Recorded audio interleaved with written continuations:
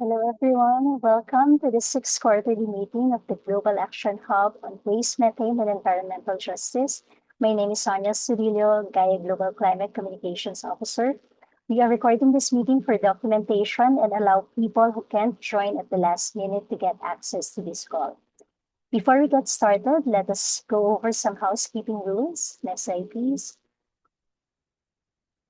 This webinar is available in three languages, English, Spanish, and Portuguese. Click the language button at the bottom of your Zoom.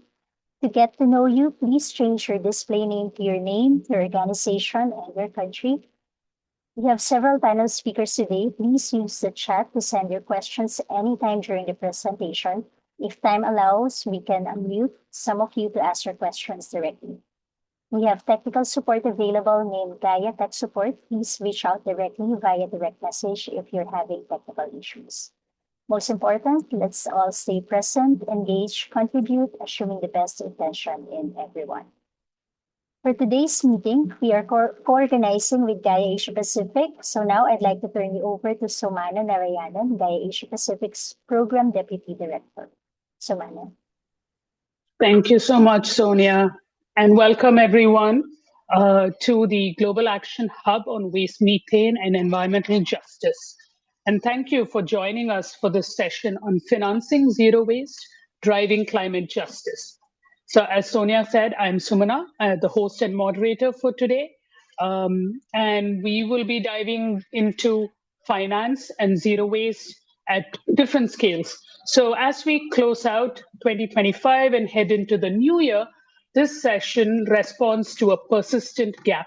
Community-led zero waste systems across Asia Pacific have consistently delivered emission reductions and social and environmental benefits. However, financing continues to prioritize capital-intensive and centralized approaches over proven, locally rooted solutions. So today's discussion will reflect on key developments from 2025, including outcomes from COP30 and advances within zero waste and methane-focused initiatives. As we look ahead to the new year, to 2026, we will explore how finance can be redirected towards climate-effective and environmentally just waste solutions. So the format will be a guided and focused discussion. We will have short inputs from our speakers and then a space for Q&A for all of you to either post your comments in the chat or raise your hand and we will ask you to speak up. And the idea is to connect global policy processes and real-world financing decisions and see how they interlink, what are the gaps, what are the opportunities, and so on. So we have some experts from who bring perspectives from climate policy, community-led zero waste practice, financing, and governance. We are joined by, could we have the next slide? Yeah, we have Yobel, who is the Gaia Global Climate Policy Officer, an environmental engineer focused on zero waste and with hands-on experience in policy advocacy and zero waste cities work in Bandung, Indonesia. We also have Advocate T.K. Sujit, who's the Secretary of Chertala Municipality in Kerala, India, who brings over a decade of experience in local governance, specializing in waste management law, environmental policy reform, and community-led implementation, along with capacity building for local governments. We also have Rap from Mother Earth Foundation Philippines, who's a leading environmental advocate working as the Deputy Director of Programs to advance zero waste systems, community-based waste management, and environmental education in the Philippines. So big welcome to all our speakers and thank you for being here. Oops, two more. We have Edel, who's the Organizational Deputy Director of Gaia Asia Pacific. He's a developmental professional with over 15 years of experience in social enterprise and participatory community development grounded in nonprofit program leadership and resource mobilization. And last but not the least, we have Marielle, who's Gaia's Global Climate Change Program Director, who will be sharing her reflections on Asia Pacific's expertise. So A big welcome to everyone, including our speakers and all of you who signed up and are taking time out from your schedule to join us today. Here's to an engaging and fruitful discussion. So to kick things off, next slide, please. Let me call upon Yobel to share key points about zero waste financing with takeaways from COP30 on waste methane and what this means as we look forward to the next COP in Turkey in 2026. Yobel, over to you. Thanks, Subhana. Good morning, good evening, good afternoon, everyone. I'm Yobel. I'm from the global team of Gaia. I'm based in Indonesia, but I also have been following the COP conversations on the climate COP in the last 3 years. And today I'm going to share some of the thoughts and then reflection, but also some way forward for us on how to scale zero waste solutions in many of the cities that you're in. Next slide, please. So as you know, next slide, please. So as you know that waste, especially in landfills, are becoming a more severe problem from the climate angle because methane is one of the most potent greenhouse gas, 80 times stronger than other carbon dioxide. And in globally, waste is the third biggest anthropogenic source of methane, with landfill as the source of its problem. But this problem is actually also a resource and also an opportunity. But the big question remains on how do we scale it up? How do we find solutions to our waste, particularly organic waste, which is the source of methane? Next.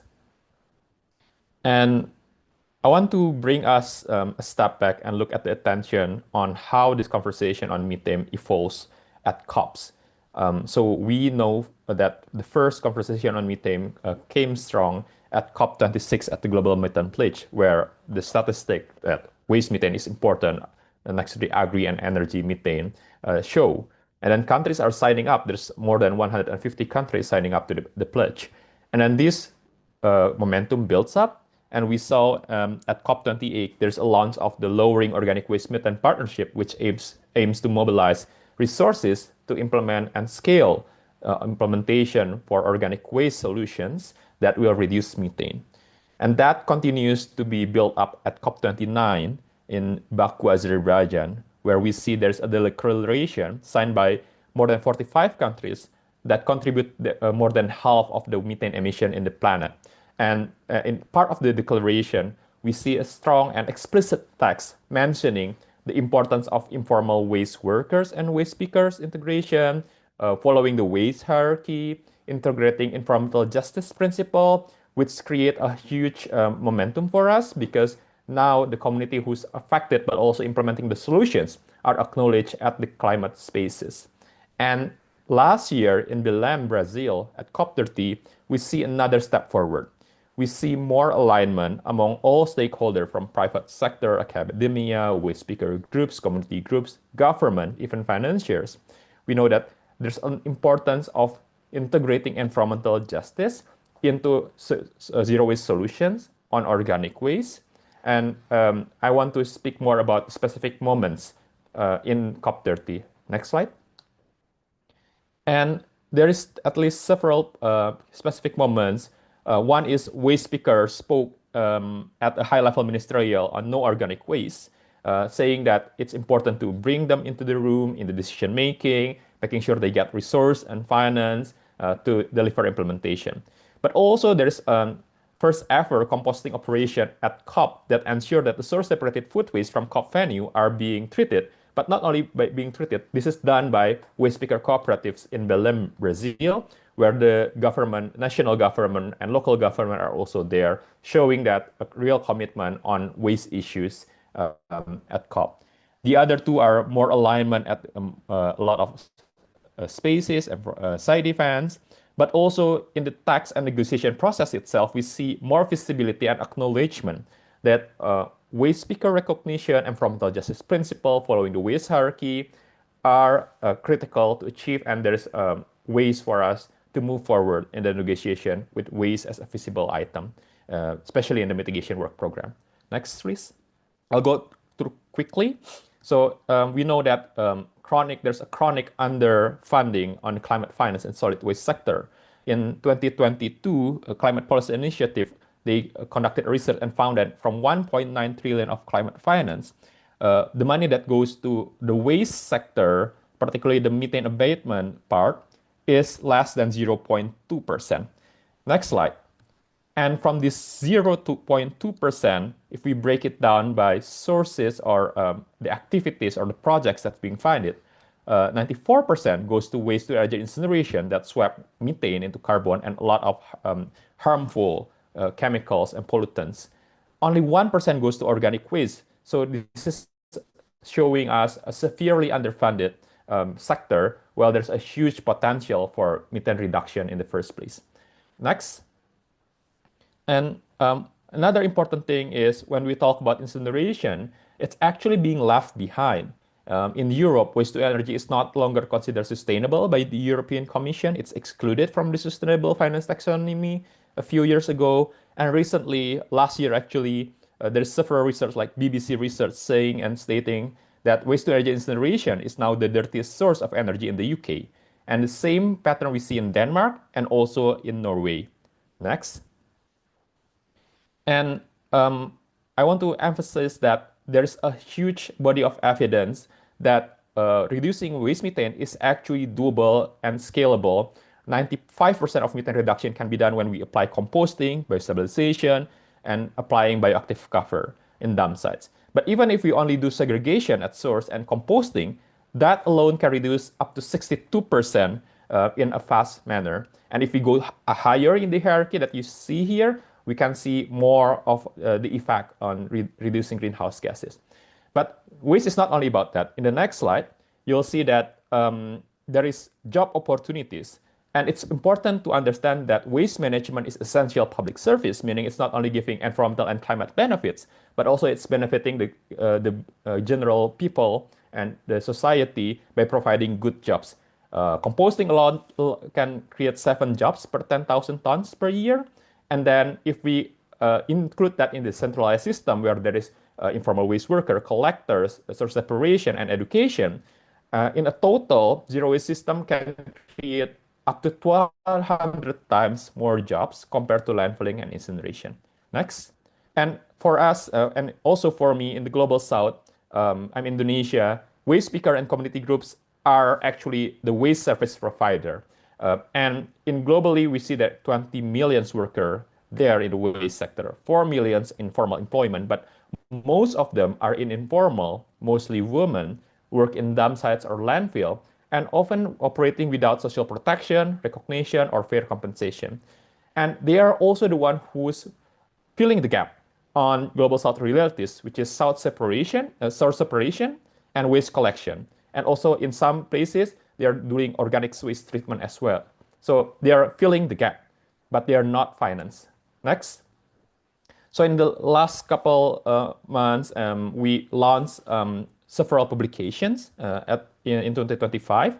I will go into the report that's shown on the left from CPI, but you can check later 3 business models to understand the financing of community groups model and also decentralized models, and also a policy brief that will explore more about the finance part on scaling zero waste.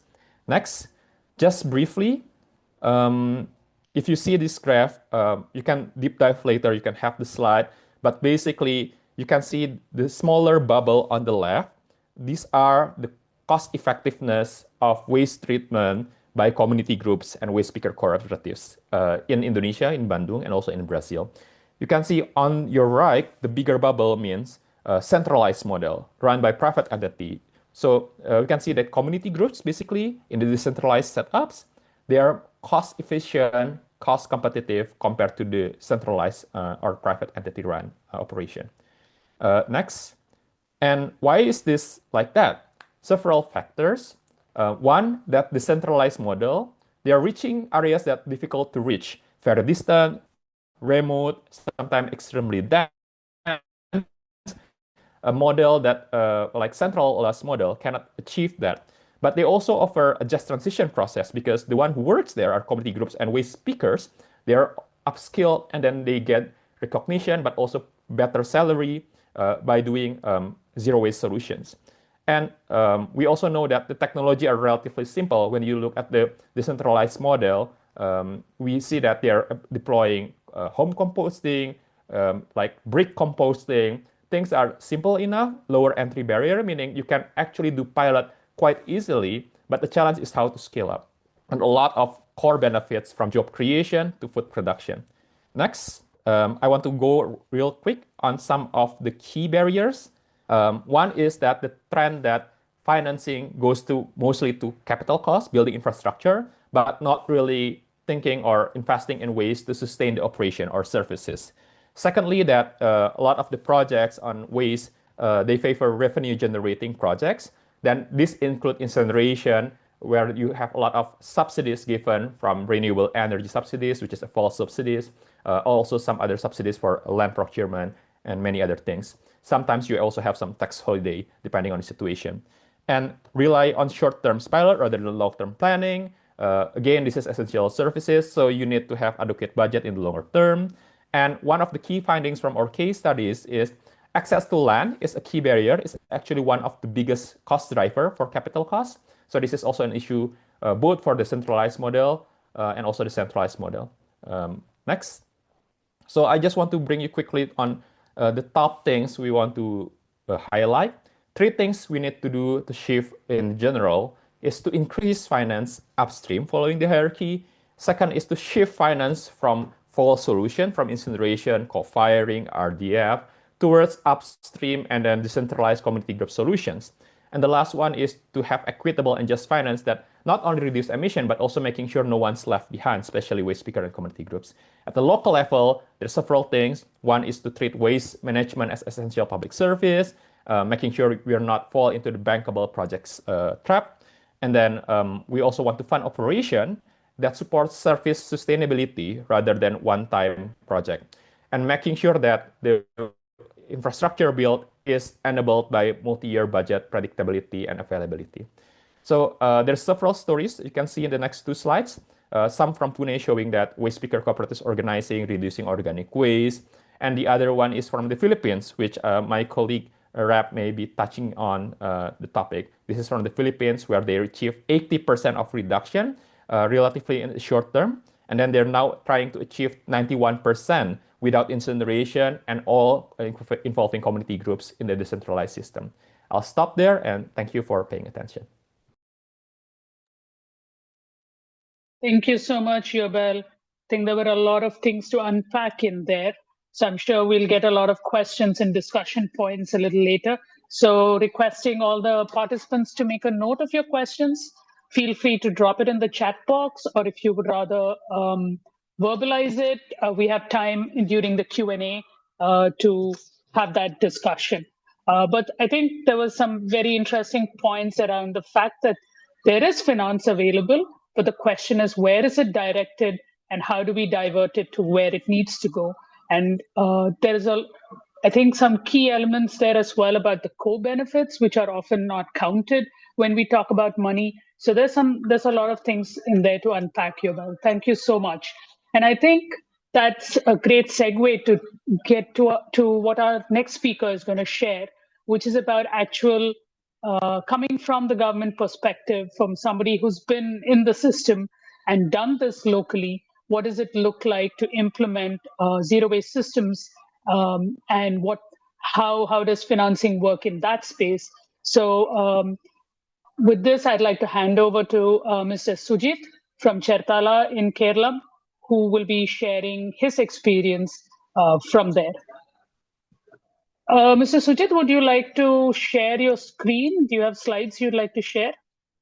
Okay, Sanam, thank you. Am I audible? Yes, you're audible. Please go ahead.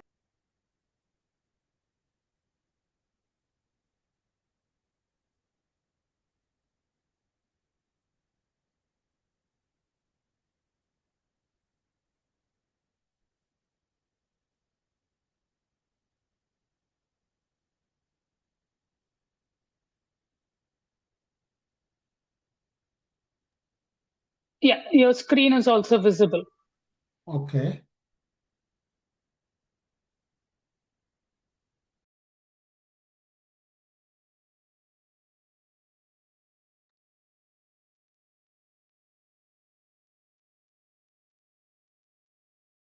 Yeah, you can go ahead. You're muted in case you were speaking. I just wanted to point out you're muted. Can you see the first slide? Yes. Can you see first Yes. slide? Okay, thank you. Yeah. Good evening, all. I am Sujit. I am Municipal Secretary, Municipal Commissioner in Kerala. My town, Cherthala, is a small town. And we have a special campaign to end called Chelatta Cherthala. Through that campaign, we have ensured household level biocomposted bins in each and all households. And we have also ensure the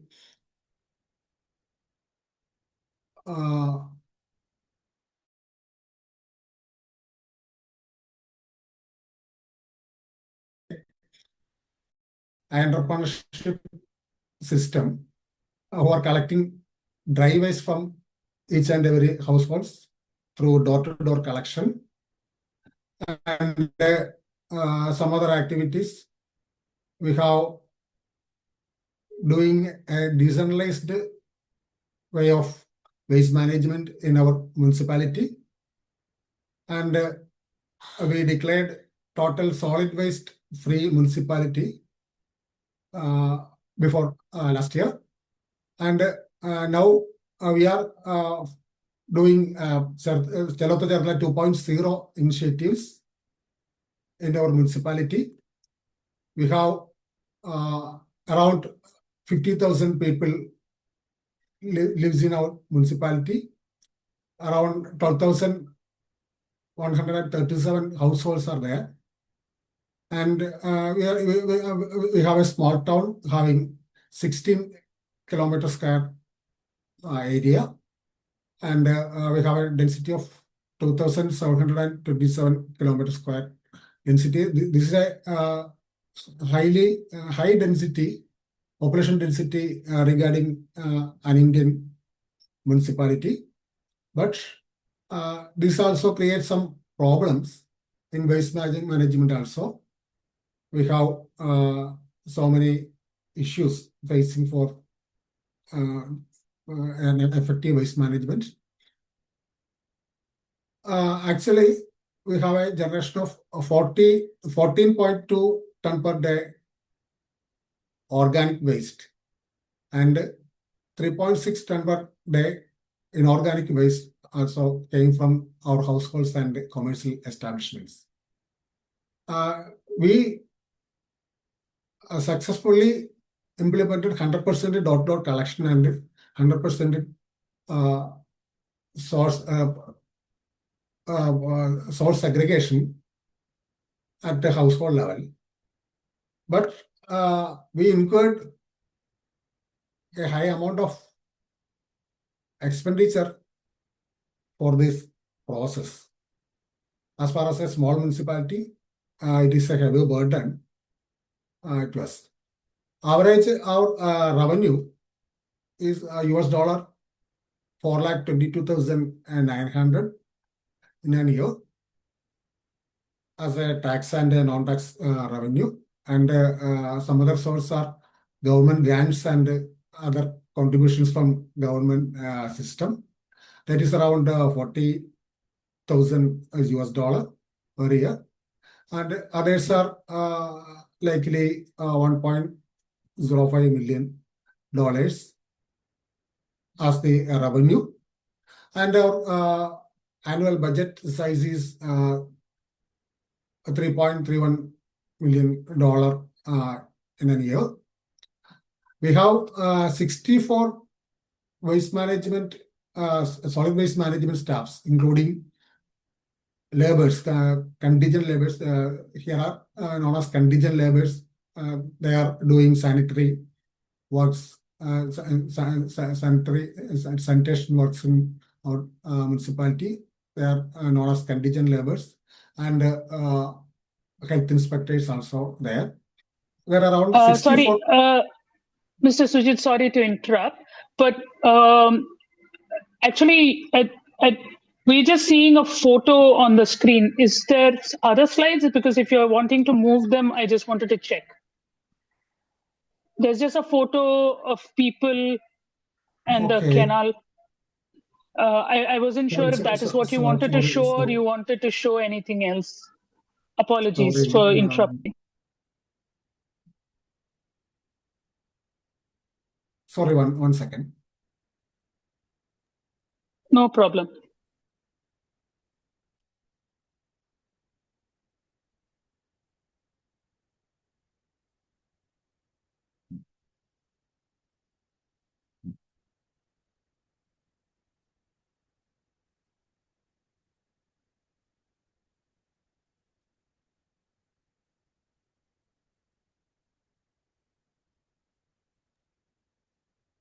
If you like, we could share the screen if that is easier for you. Oh, yes. That is better. Okay. There is some technical issue. Yeah. Shibu, would you be able to share? Yes, I can. Thank you. Sir, please go ahead, continue. Okay.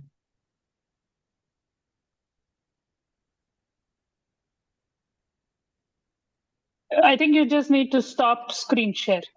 Then Shibu can take over.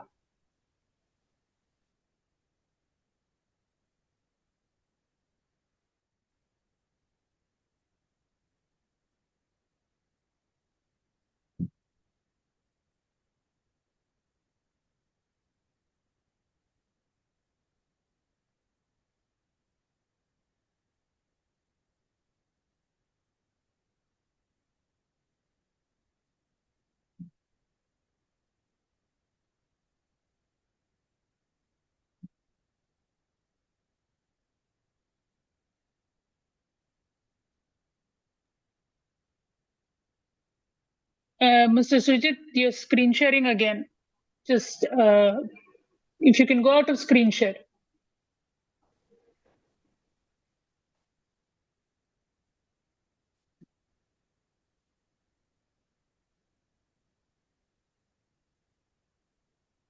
Apologies, everyone. Just give us a minute to resolve this tech issue. Mr. Sujit, just can you find that? Can we continue? No, can you just go out of screen share? You're still screen sharing. If you can just go out of screen share mode on Zoom, stop screen share, there'll be an option. Yes, okay, please go ahead. You can speak. Okay, then we did an extensive campaign known as Chelatta Chartala, a beautiful Chartala. That is meaning that Chelatta Chartala, meaning the word Malayalam, Chelatta Chartala means a beautiful Chartala. Through this campaign, we have ensured 100% household level waste segregation and composting through biodigester bins in each and every household. And we have community level aerobic composting systems, etc. And we have a full coverage of Haritha Karma Sena, women's initiative in waste management through door-to-door collection. They have collecting dry waste, plastics, etc. from each and every household as door-to-door collection. And we have also recycling initiatives, student-led mapping projects, etc. Next slide, please.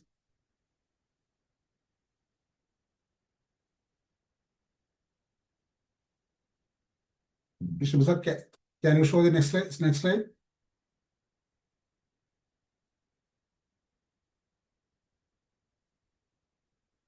Hello. Hello.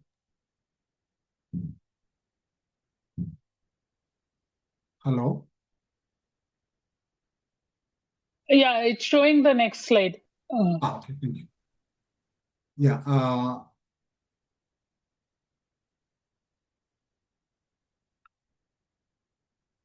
This slide also we already discussed the basic. That is the financial background. This slide also I have already discussed about this slide.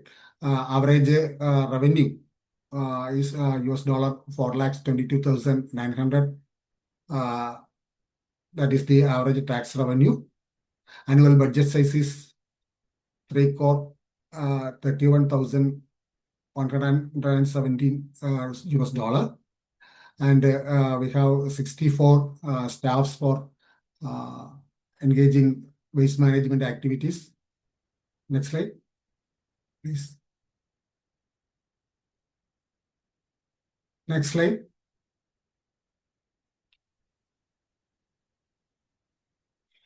And the source of our revenue as per financial liabilities, like financial, our own fund is also 1,97,284 US dollar used from our own treasury to meet the expense regarding the waste management. And state government grants also is there, 49,000 US dollar per year, nearly average 49,000 US dollar. And also union government grants also is there, 33,049 rupees US dollars average getting for this type of waste management activities. We have also OPEX, subscription fees and salaries, sales proceeds, and fines and fees also collecting for the waste management activities. Next.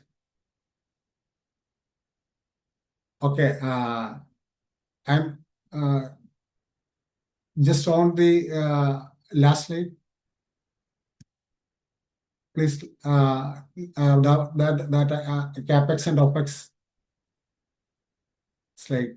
Yeah, from this slide we can see that even though as a small municipality, we are incurring nearly 1,90,284 rupees exactly from last year from our treasury to spend like this type of waste management activities. This is a heavy burden on us. I think we should have a discussion on the waste management activities and financing in this sector. And we have also such type of other initiative to fill the gaps in this field. You can see that there is no such CSR revenues are received to us to cope up these financial liabilities, burdens. And there is a less source of subscription fees and sales proceeds, fines and fees, etc. Lesser amount. These are the common scenario in each and every Indian cities. That is the facing problem. But we are trying to eliminate the menace of methane and other open dumping and conventional types of waste management. We are trying to our level best, especially as a decentralized manner. We have no such big plans to maintain the waste, such as waste to energy plants, etc. We are trying to create a decentralized form of waste management, like household level treatment and community level treatments, etc. We are not supposing to set up big plants or big waste management facility, because you also seen the density of our locality, that itself creates some NIMBY syndrome. So the people are constantly objecting such type of huge facilities in establishing in our municipality. So that is why we are going through the decentralized method. But in effect, and my experience also, that decentralized method is a very perfect and effective management of waste in our locality, because the people are very obedient, and they are also cooperative this type of activity, and all the people are cooperating with the decentralized method, and they are not uh, handing over their waste to municipality to bury it, or some type of incineration, etc. They are taking their responsibility, and as far as their bio waste concerned, they are doing composting, and with regard the non-bio waste, they are handing over their waste to our Haritha Karma Sena volunteers for recycling. These type of initiatives, we are managing our waste, but we have lack of proper financing in this regard. That is all. Thank you. Thank you so much. Yes, it's very important to put numbers on when we talk about ground reality and see what is actually happening. So it was very interesting to me to see all the different sources of funding that Chertala is using and able to access. And I think it ties back to what Yobel was saying of where is the finance coming and where is it going, and how do we ensure that such efforts are appropriately financed for the long term as well, and what that means. I also found it very interesting that there is funding from an IFI, from the World Bank, when typically in many places IFIs are pushing waste to energy as the solution. So I'm sure our participants will have more questions for you, sir. I hope you're able to stay for the rest of the evening so that we can also have a good discussion. And with that, I'd like to turn to another local, community-driven, locally context-situated effort in the Philippines, which RAP will be telling us about. And let's see how they've been managing it and what we can learn from that. Over to you, RAP.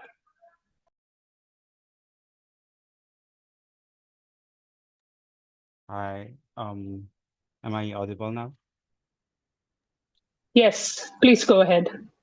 Thanks, Samana. And again, thank you to Gaia for having us here to join this very important discussion. And happy International Zero Waste Month to everyone. Good day. I'm a rap. I'm based here in the Philippines.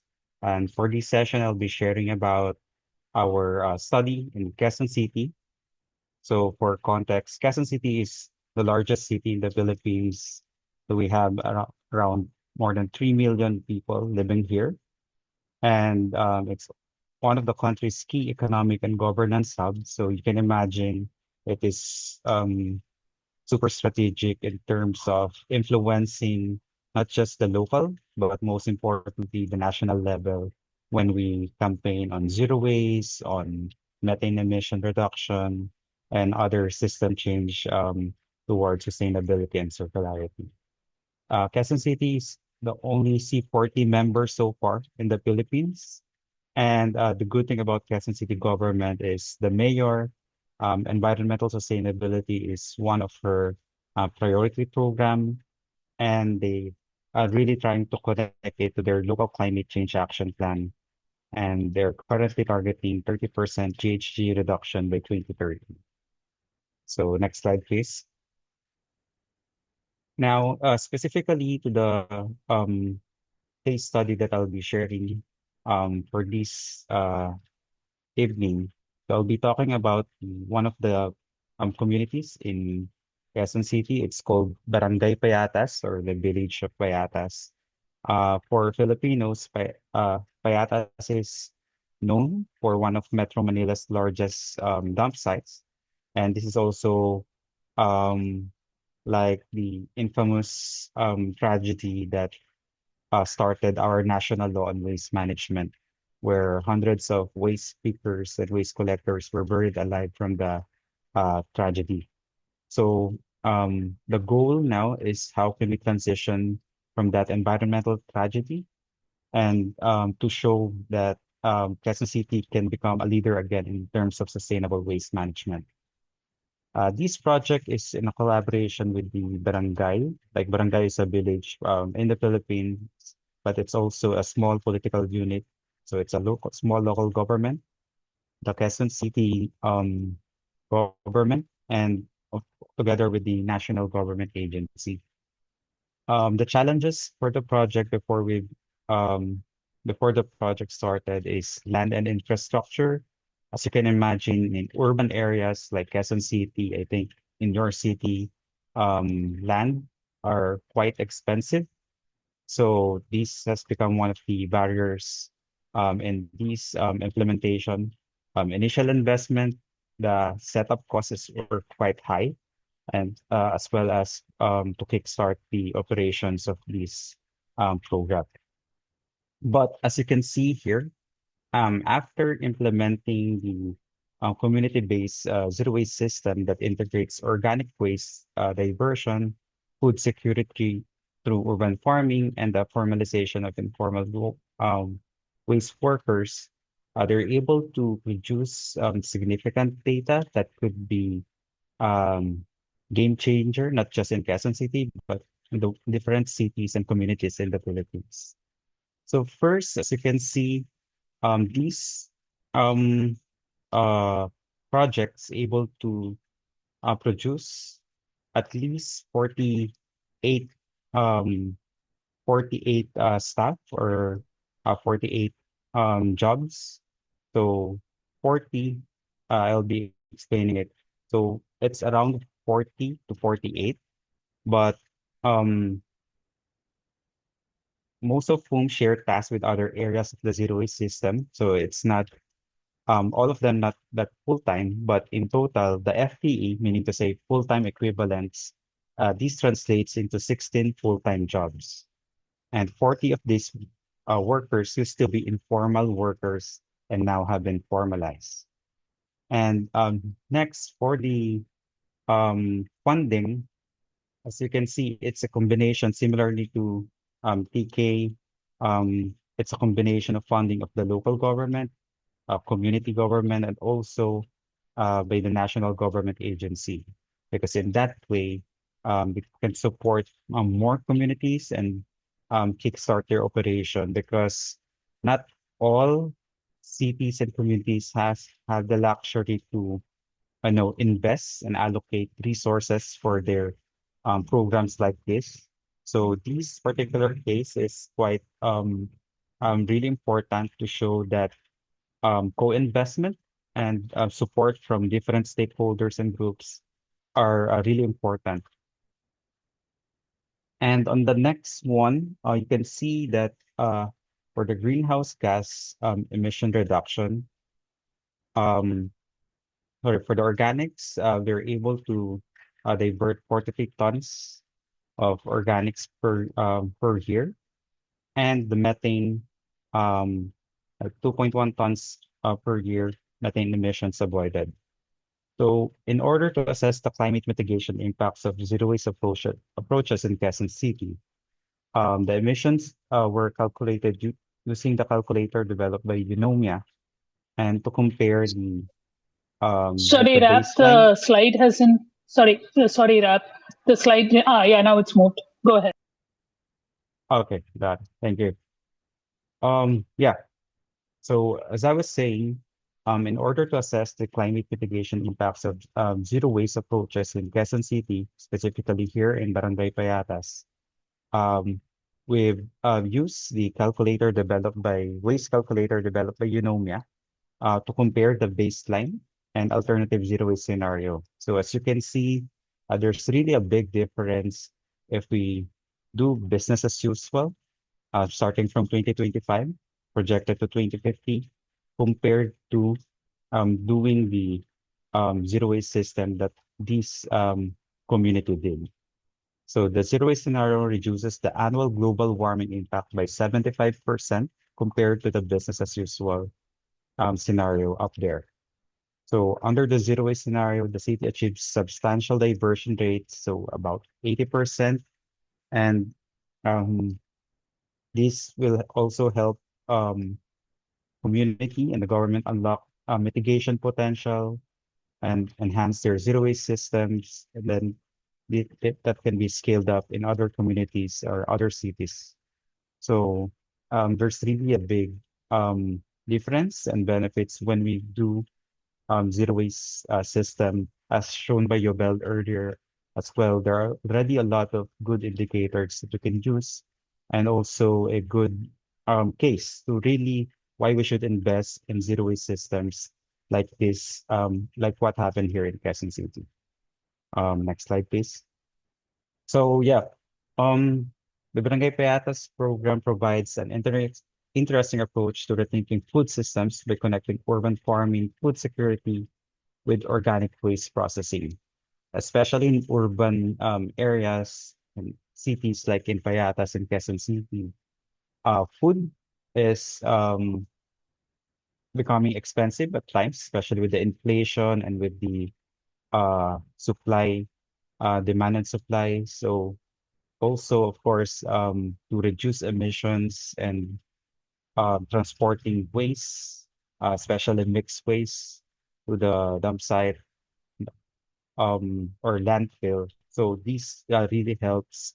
This decentralized system really helps communities and cities save up costs and at the same time circulate materials like organics into compost and help the food system through those composting system. Next slide, please. Yeah, in conclusion, next slide. All right. So, of course, we've seen the importance and sorry, you will in here. So yeah, we've seen the importance of the case study of Payatas and Quezon City, but we we uh we we thought there's a big potential, not just to replicate it in other communities in city, but most importantly, reflect it at the national level to our nationally determined contribution or NDC. And this will help us as well access climate financing, formalize green jobs, and really scale up the centralized system. And of course, support climate action plans. And eventually that will help us meet national climate targets and strengthen our local food security. So yes, and this is already published in Gaia website. We'll be happy to drop down the link later on the chat box.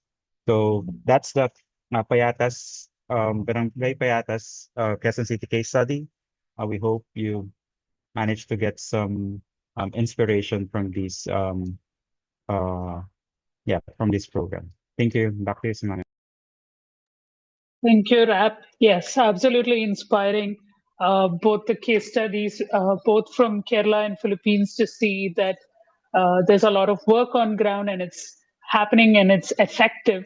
I think your last point about NDCs and connecting nationally to financing is also really important because, like we said in the beginning, a lot of these examples are there. And I think there was a comment in the chat already that there are all of these solutions and they have been shown to work.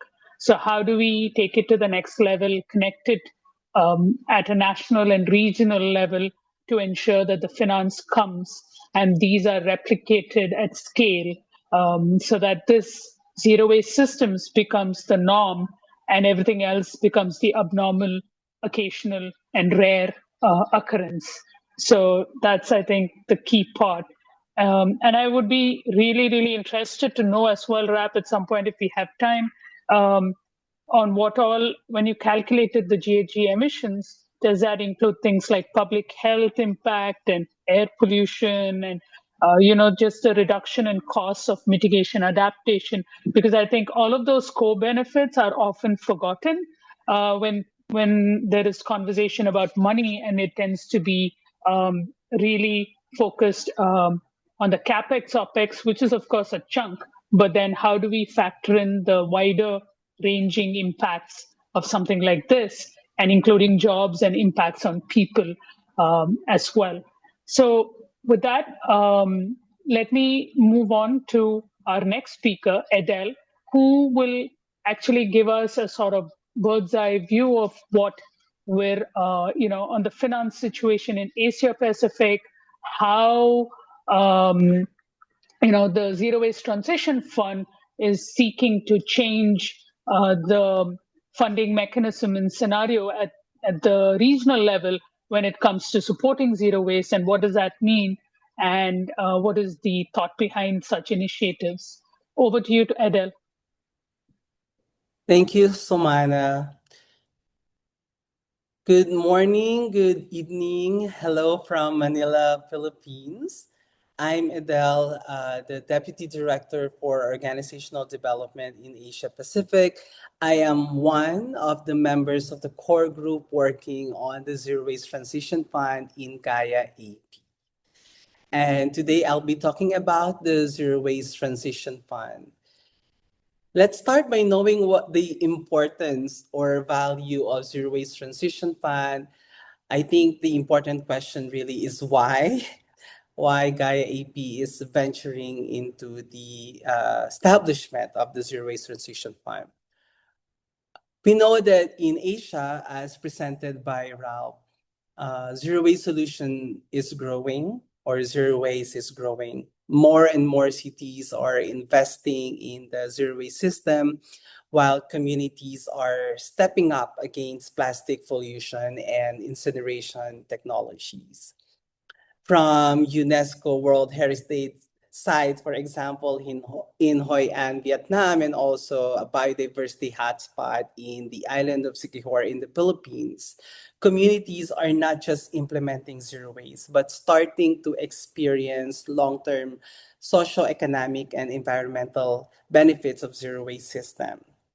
So the direction now is to accelerate zero waste advocacy with more models, sustain the momentum for narrative shift, and put a bigger dent in full solution to the waste and plastic crisis.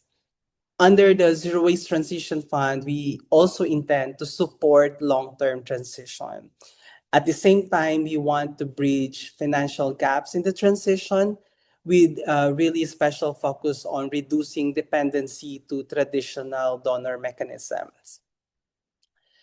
So with that, what is the Zero Waste Transition Fund? For one, it is a need-responsive and strategically guided financing mechanism. This means we want the fund to support initiatives rooted in the realities on the ground and their specific needs. We want the community themselves or our grantees to define the priorities of the fund. We want the fund also to drive community project or direct community projects. That way, we're going to support organizations, local communities, and cities.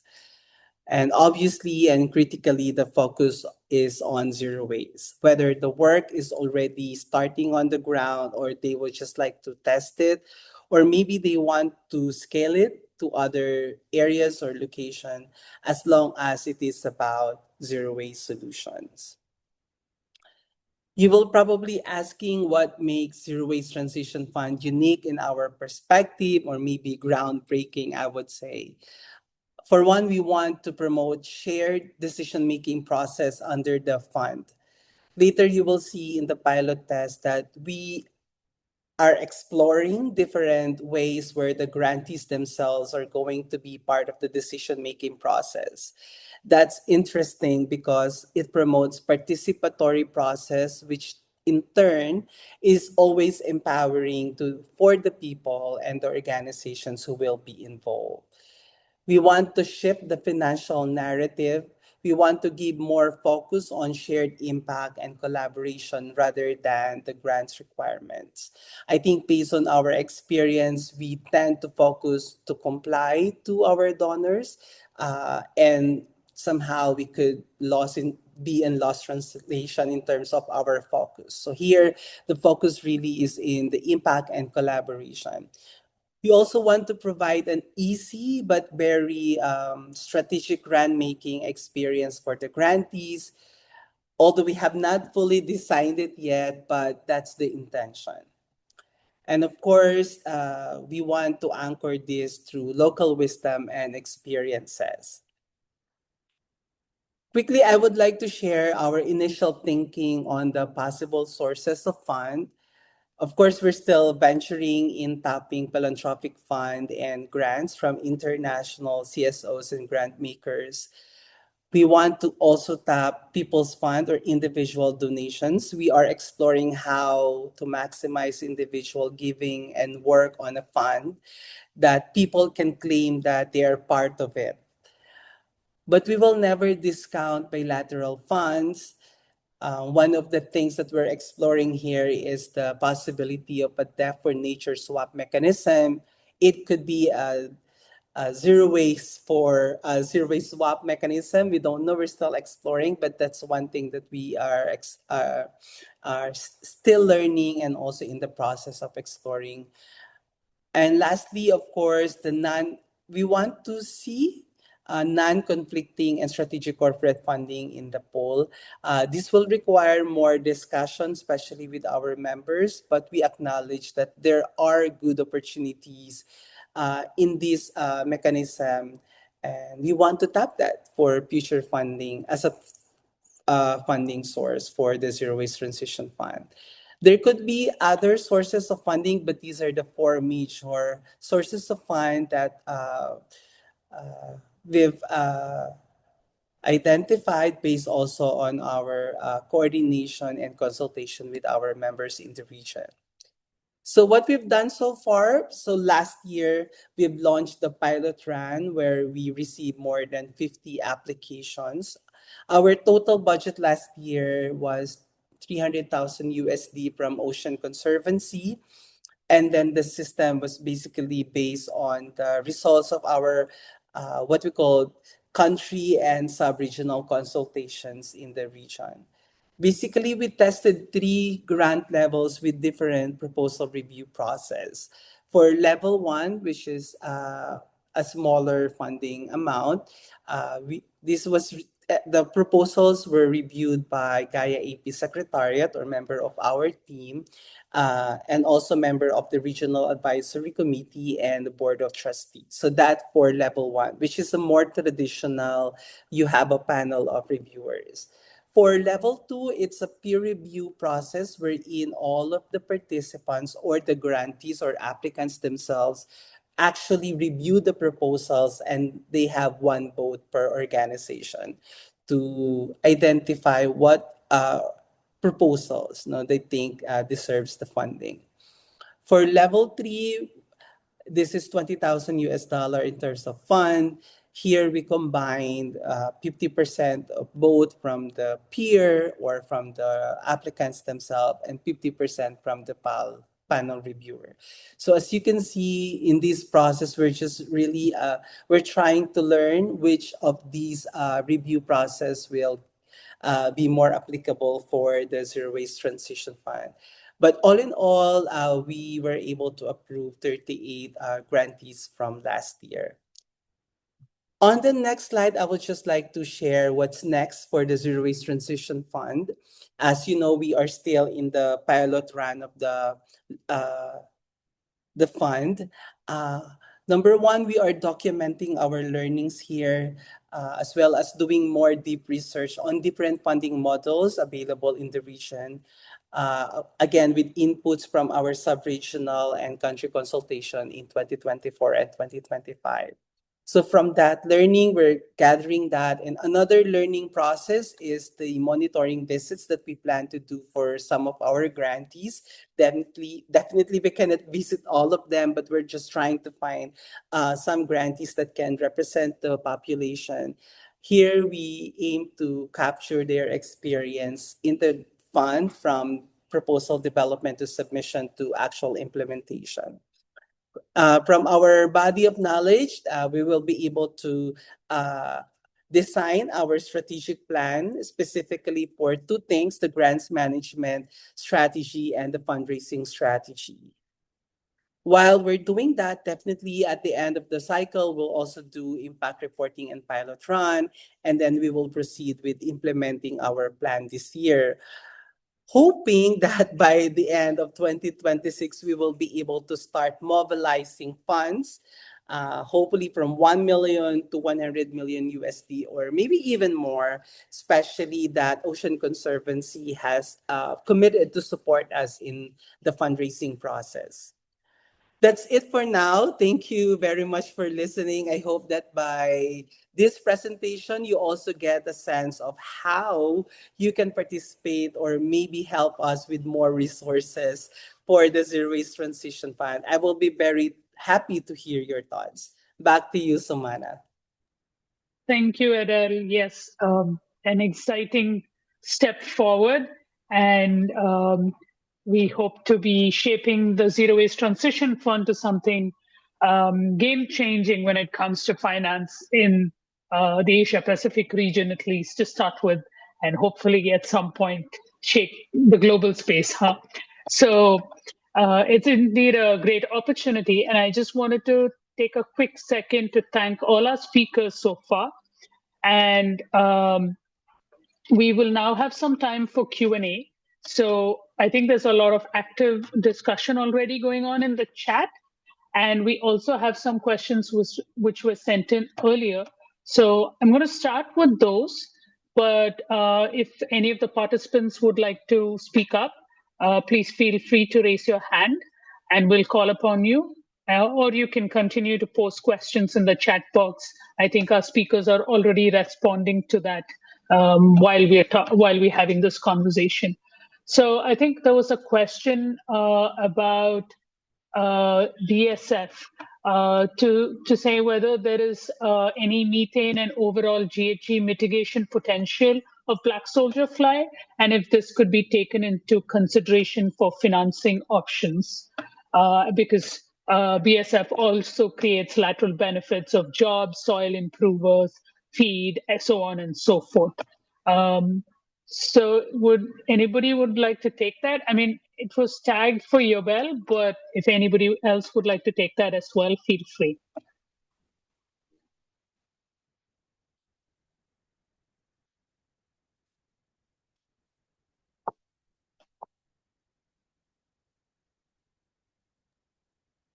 I can jump in real quick, just to add context to my answer. So as I said, I do see that black soldier flies is emerging quite strongly and massively in Indonesia, where I come from.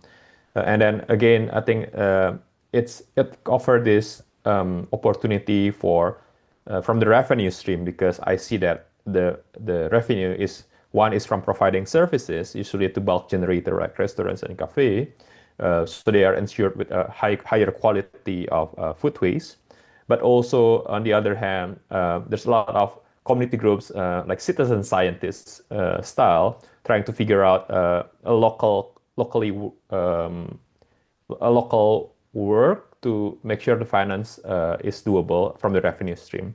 This means trying to convert it into local food, applying the FRAS. Also, I see that some of it are connected to quill eggs farming, so it's not really selling the BSF fresh, but they have like derivative products, which is very interesting from the revenue point of view. But I think the bottom line is really whether finance can reach the scale of operation, because a lot of this in Indonesia are smaller scale, and they will expand. But even to start, there's usually a cap for capital that is quite high. They are expected from the production. And I think this is an interesting role for a transition fund like what Adel presented, because they need to invest first to build that capacity. And then at one point, there's a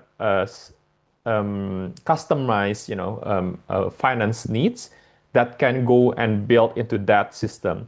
And importantly, not all models can be scaled,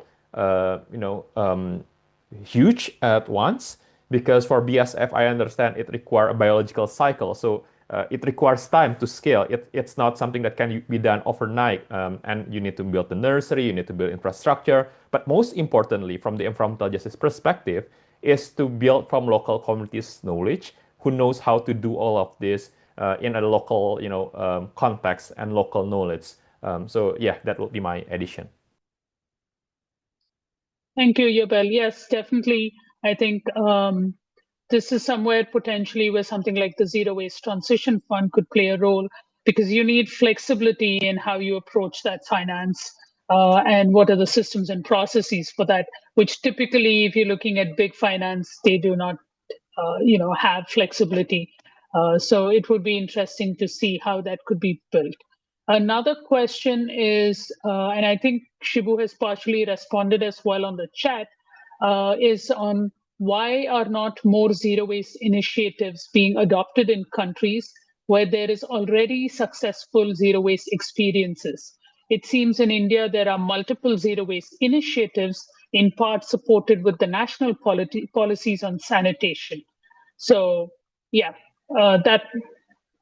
I mean, again, leaving it open for anybody who would like to respond to that or add to what has been put in the chat box.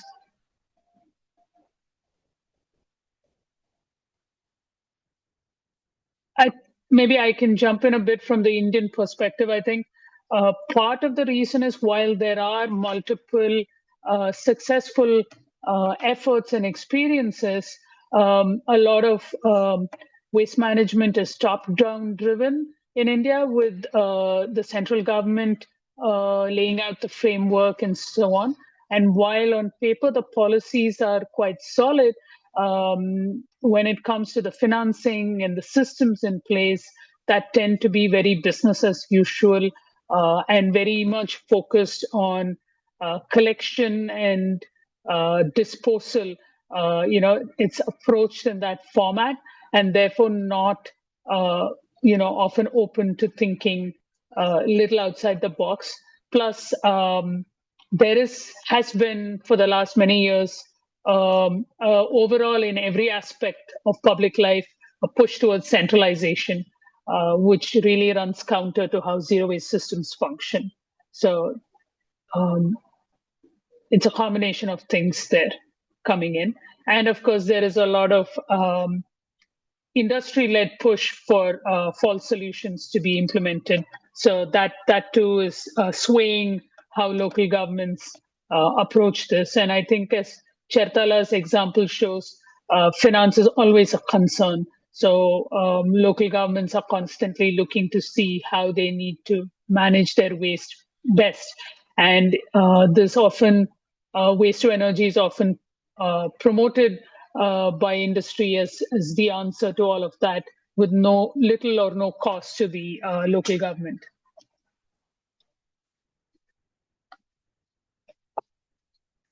So I think a couple of the other questions have been also answered in the chat. And I think there's further explanations coming in on the chat as well. There were also some questions from the registration on how do current methane mitigation policies address environmental justice concerns, especially the unequal exposure of marginal, communities or people working in that space. And what are the possible measures we can take to reduce methane emissions during waste management? So I think, again, I'll leave that open. Yobel, do you want to jump in on the first one on mitigation policies? Can you repeat again the specifics on mitigation, Luna? How do current methane mitigation policies address environmental justice concerns? Right. Thanks for the question. I think I mentioned it briefly on the global level, that there is more and more alignment at the climate COP spaces, that integrating waste worker, waste speaker, community groups, including connection with other sectors like farmers and the food system. This has been made very apparent in the Roe Declaration at COP29. And then we also see this also being picked up at COP30 in the high-level ministerial that I showed earlier. But in the local level, what does it mean, right? So I think this is the beauty that at the local level, the reason we need to work with local groups and then closely with local government is this looks different in different places. So when we talk about methane, from the local perspective, this is actually talking about the same thing. So from Gaia's experience, we've been investing in the same system that tackle plastic pollution to tackle organic waste. So both are actually involving and integrating, acknowledging waste worker as waste picker as essential service provider that show that that's the component for environmental justice. And in different places, it can have stronger national policy or maybe more of local leadership, which is in the waste sector, it's a unique position. Unlike the energy sector, a lot of the leadership, budgeting, and implementation are actually in the local government's part. But some of the regulation on permits and also environmental protection, it falls into the national government. So yeah, it's being forward, and we see a promising trend on how to advance environmental. Thank you, Yabel. I think there's quite a few more questions, but in keeping an eye on the clock, I mean, this is a conversation that we could go on for several more hours. So, but we have a few minutes left, and we do still have a couple more things to go over. So the request would be to all participants, please do keep the questions coming. Please feel free to email, and we will collate and get the responses from the speakers and email you back with inputs from them as well. So again, I'd like to thank all our panelists for bringing their varied experience and perspectives. And I think, like I said, that there is a lot more we could discuss, and we could possibly go on for quite a bit longer. There's a lot to unpack in what they've shared, and a lot to learn from. But for now, I'd like to zoom out a little bit and look at the global situation and how Asia Pacific plays a role within the global space and what that would mean. And for that, I'd like to hand over to Marielle, Gaia Global's Climate Policy Director. Marielle? Thank you so much, Sumana, and thank you everyone for being here today. Thank you for the speakers for sharing such insightful presentations. I feel that today's session has been really constructive and very inspiring in laying out really like main points that we've been working on over the last couple of years, but that especially in the last year have become increasingly clear is the kind of solutions that we want to see in the waste sector, their benefits, their co-benefits, the issues that we see from the finance sector, the barriers that we're facing, the challenges and the opportunities that we see ahead of us.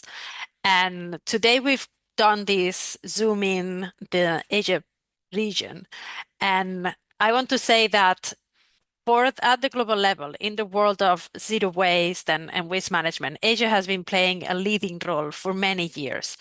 Here is where we've seen some of the most successful zero waste pilot projects, and it's great to have representatives from Kerala today to hear from Mr. Sujit and also from RAP, from Mother Earth Foundation. These are municipalities, states, and organizations that have been at the forefront of the zero waste movement for such a long time. We have to remember that Kerala was the first place on earth where there was a declaration of zero waste policies, and the implementation, as Mr. Sujit was presenting, it's definitely groundbreaking and an inspiration for everyone.